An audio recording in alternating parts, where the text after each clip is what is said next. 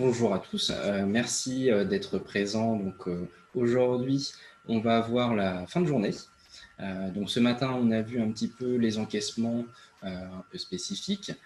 Aujourd'hui, cet après-midi, on va se concentrer sur la fin de journée. Donc comment faire sa caisse, comment la vérifier, comment modifier aussi si vous avez fait des erreurs. Et puis ensuite, on verra la remise d'espèces en banque. On passera un petit peu au niveau des rapports, sachant que les rapports, il y a aussi toute la partie export qui sera mis en évidence lors d'un autre webinaire qui sera, si je ne m'abuse, qui sera lundi après-midi prochain, donc à 14h30 aussi. Donc je vous invite à y participer aussi.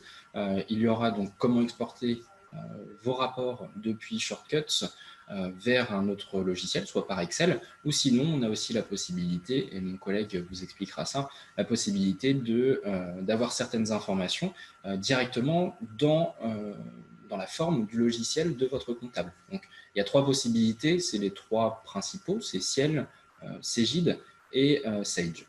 Donc voilà. Donc je vous invite à voir ça donc lundi après-midi prochain avec mon collègue.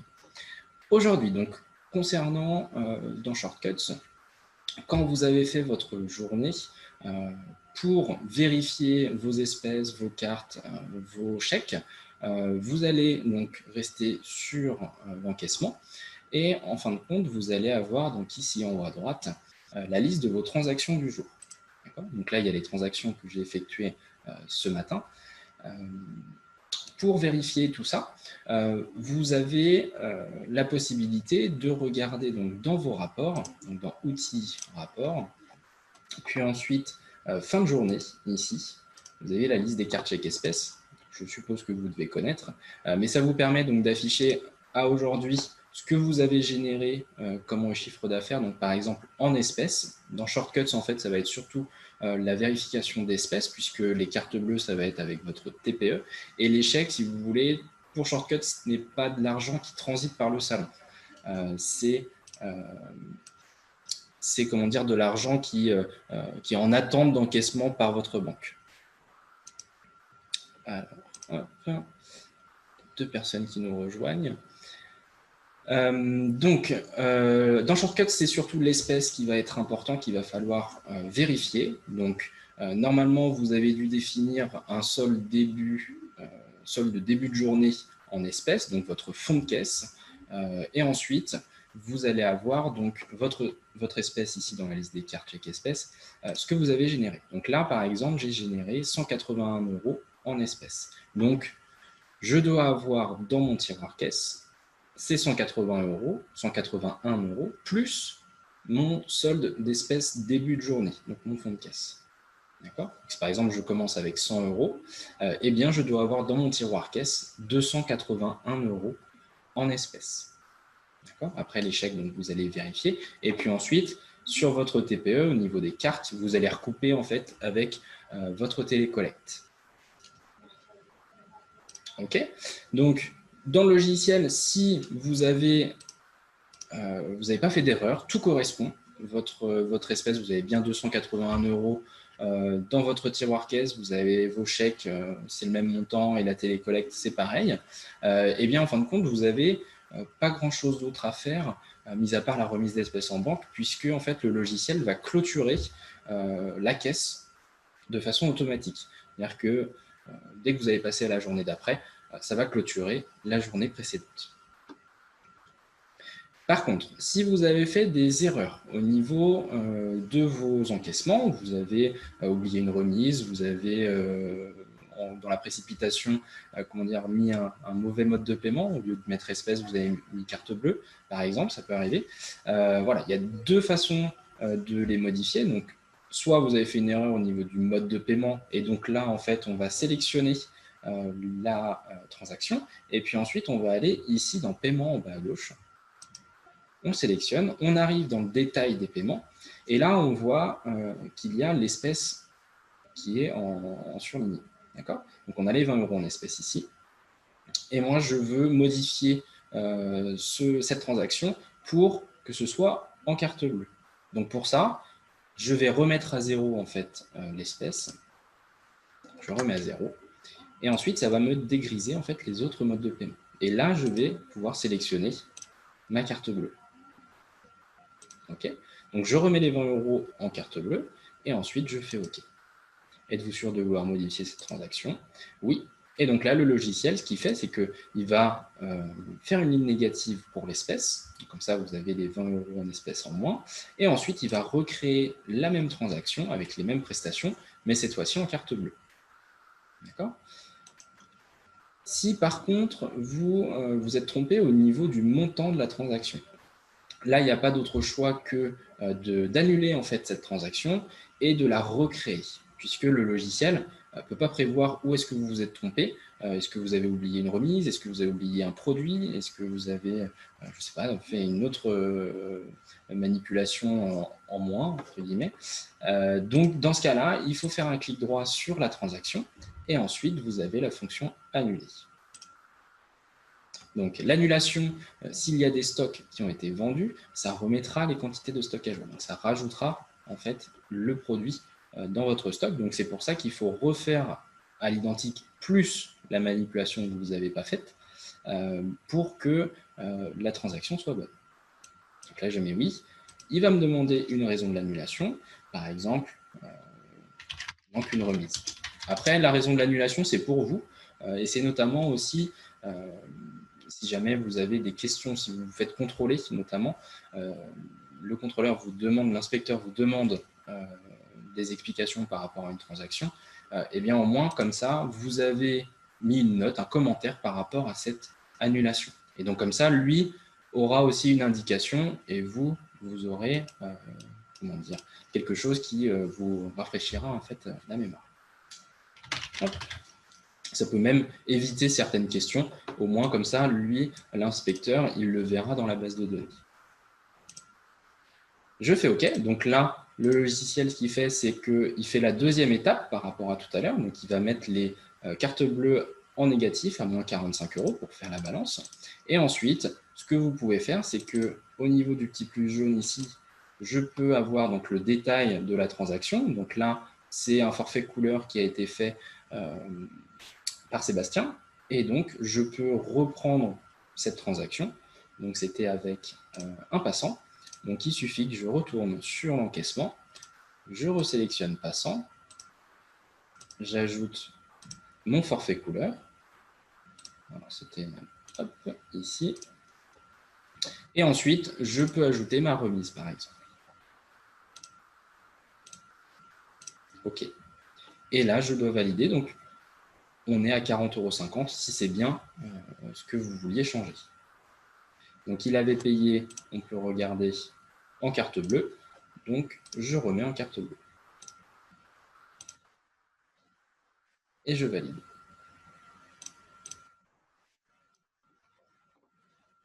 OK. Donc, ensuite, vous pouvez retourner donc, sur vos rapports, dans Outils, Rapports, sur votre liste des cartes chèques espèces, à la date du jour. Et donc, on a une différence. Donc, 161 € au lieu des 181. Et en carte bleue, on est à 255,50 €.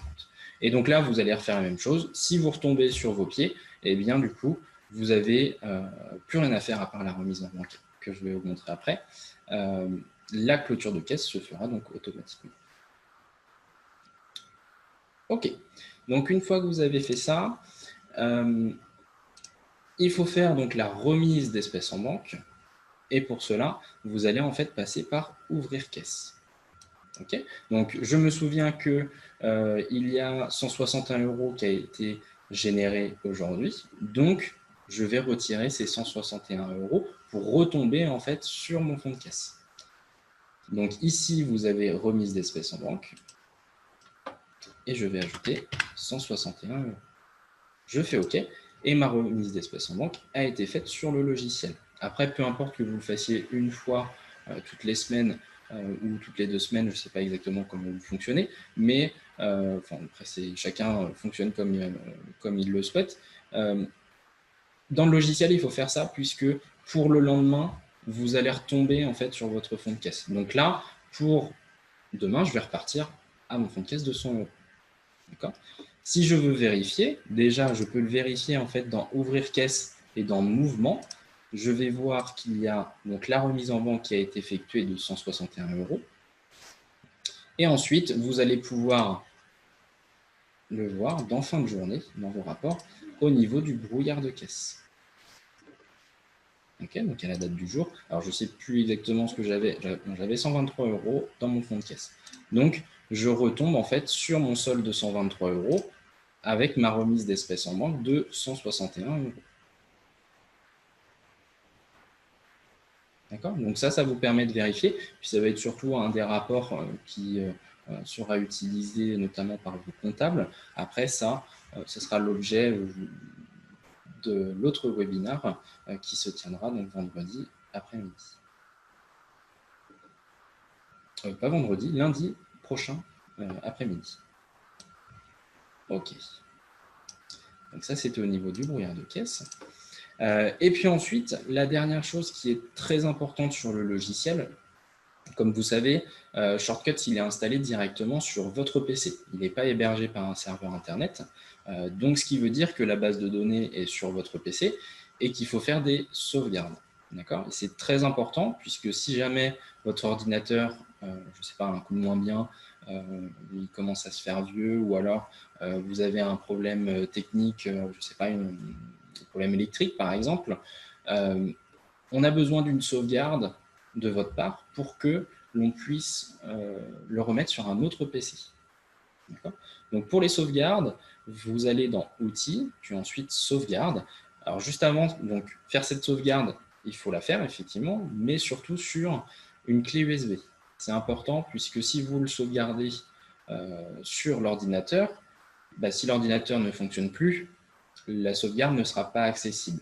D'accord ? Donc c'est important de faire la sauvegarde sur une clé USB ou sur un disque dur externe, peu importe, mais il faut faire cette sauvegarde. Donc si vous l'avez déjà fait une fois, il suffit de remettre la clé USB sur votre PC et en fait le logiciel va reconnaître votre clé USB. D'accord ? Donc si je clique sur sauvegarde, le logiciel va directement me proposer en fait la destination de ma clé USB. D'accord ?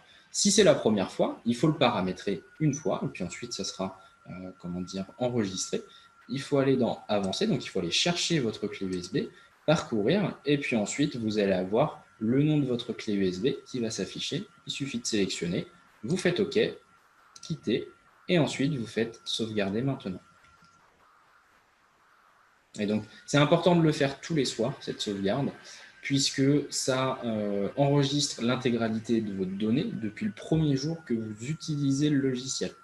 Donc, si par exemple, vous avez oublié une journée, ça peut arriver, il faut le faire le plus rapidement possible. D'accord ? Donc, votre journée que vous n'avez pas sauvegardée sera sauvegardée sur la journée d'après. Mais je vous conseille vraiment de le faire chaque jour, puisque on ne peut pas prévoir un souci technique sur un ordinateur, un orage, un dégât des eaux, il peut y avoir pas mal de facteurs.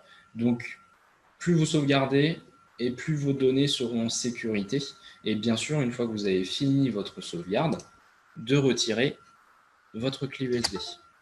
Vous la retirez et vous allez la garder soit sur vous, c'est ce qui est le mieux. Après, il y en a qui le laissent dans leur salon. En tout cas, il ne faut pas le laisser sur l'ordinateur, puisque si jamais il y a un virus sur votre ordinateur, le virus va infecter aussi les ports USB et donc votre clé USB. Donc surtout la détacher et ensuite le mieux c'est de le garder sur vous. Comme ça au moins il n'y a pas de souci. Après vous pouvez tout à fait reprendre cette clé USB. Vous faites une sauvegarde aussi chez vous. Vous transférez en fait la sauvegarde dans un dossier sur un disque dur externe chez vous, par exemple. Comme ça, la clé USB peut rester au salon. OK ? Est-ce que vous avez des questions par rapport à tout ça ?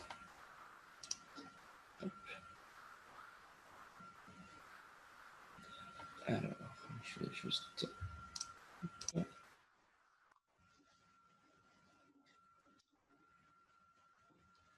Est-ce qu'il y a des choses que vous souhaitiez que je réexplique ou alors Ah oui, si.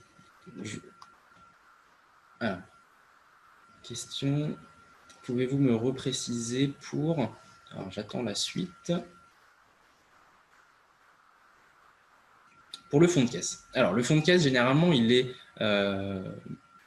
paramétré au début, quand vous souscrivez chez nous. Mais vous allez avoir en fait votre solde qui va se trouver, on peut vérifier, dans votre brouillard de caisse. D'accord? En fait, c'est le solde qui va s'afficher tout à droite. C'est ce solde-là. Ça, c'est l'argent que vous devez avoir dans votre tiroir caisse. D'accord?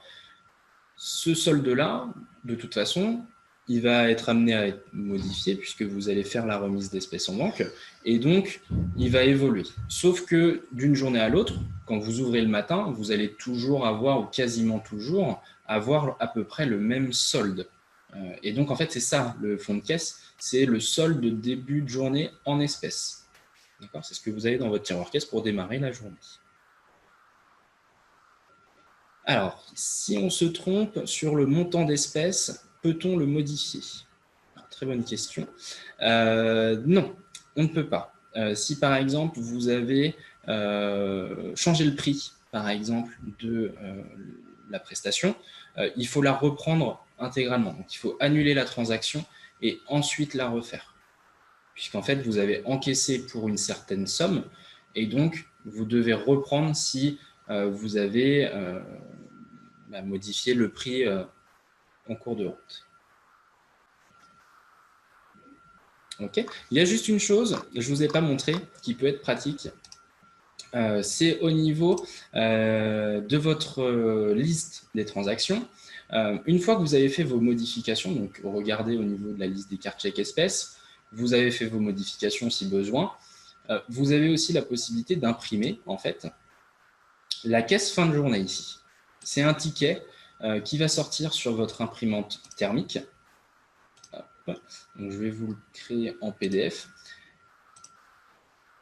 Donc, c'est un ticket de caisse qui va recenser donc à nouveau la liste des cartes chèques espèces, donc comme vous le voyez. Vous avez la liste des sorties de caisse s'il y en a une, donc là il y a la remise en banque qui a été faite. Et ensuite vous avez donc votre solde d'espèces début de journée, solde d'espèces fin de journée. Et ensuite vous avez possibilité de faire signer la personne qui s'occupe de cette fin de journée. Donc voilà, c'est un ticket ensuite que vous pouvez garder en complément de ce que vous envoyez par exemple à votre comptable, le brouillard de caisse, etc., la TVA. En tout cas, vous pouvez garder ça pour voir en fait ce que vous avez fait et ce qui a été fait dans la journée.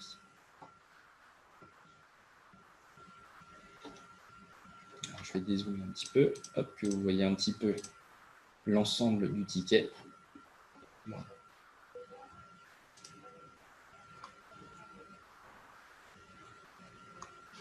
Alors, est-ce que vous avez d'autres questions par rapport à ça? La fin de journée, ou est-ce que ça a été suffisamment clair pour vous?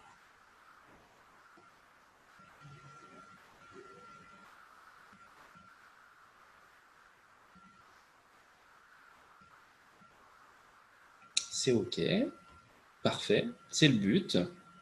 Très bien. Bon, bah écoutez, je vous invite à regarder donc, pour les futurs webinaires, notamment pour la gestion et l'export des rapports, qui est en complément avec ce webinaire-là, qui va donc se faire lundi prochain, lundi après-midi.